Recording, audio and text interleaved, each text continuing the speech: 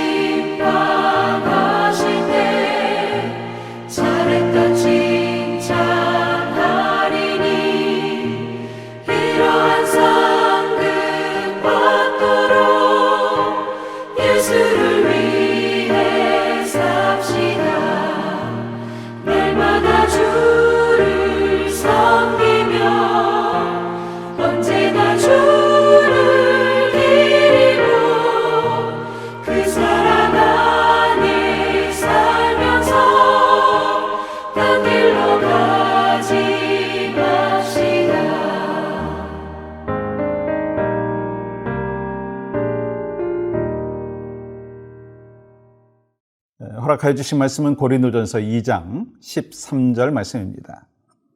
우리가 이것을 말하거니와 사람의 지혜가 가르친 말로 아니하고 오직 성령께서 가르치신 것으로 하니 영적인 일은 영적인 것으로 분별하느니라. 아멘. 어느 교회에서 부흥회를 하면서 이런 광고 문구를 사용했습니다.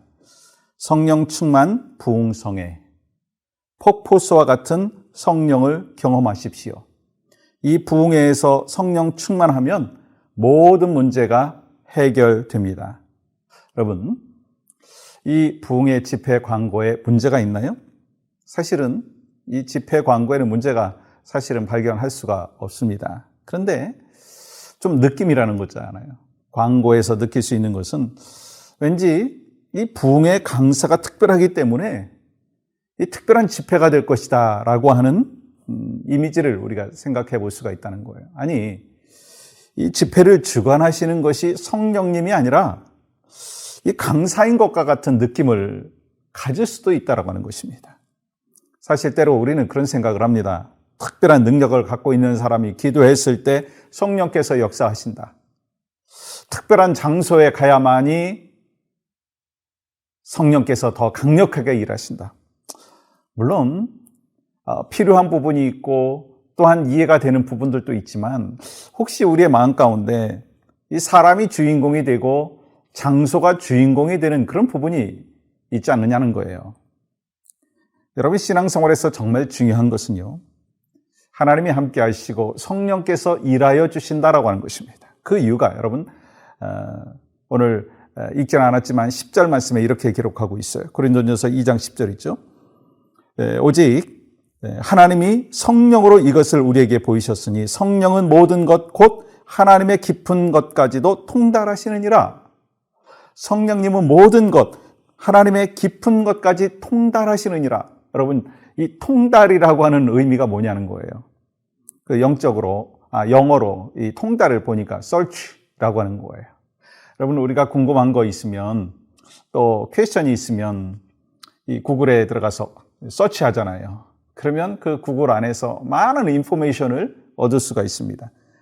그래서 이 통달이라고 하는 것은요, 정말 서치해서 얻을 수 있다. 그래서 성령님이 무엇을 통달하셨는가? 하나님에 대한 지식이라는 거예요. 왜냐하면 하나님에 대한 지식을 알면 우리는 하나님의 뜻대로 살아갈 수가 있는 길이 보이는 거예요.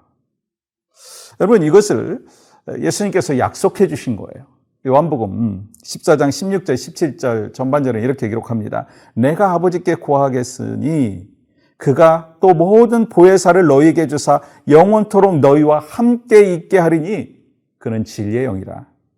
하나님의 지식에 대한 통달을 하고 있는 성령님께서 우리와 함께 하시기 때문에 우리는 당연히 하나님의 뜻대로 살아갈 수가 있다는 거예요. 그런 의미에서 신앙생활은요, 믿음 생활이라고 하는 것은요, 하나님의 깊은 곳까지 그 뜻대로 또한 살아가는 것입니다.